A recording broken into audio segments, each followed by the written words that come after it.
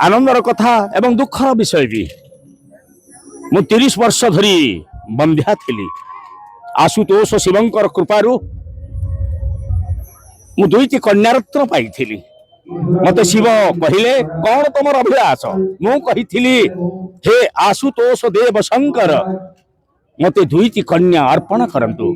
से शिवंकर कृपारू नारदंकर परामर्श क्रमे मोर मनोमांछा पूर्ण हला। मु दुईटी कन्यार पिता हेली।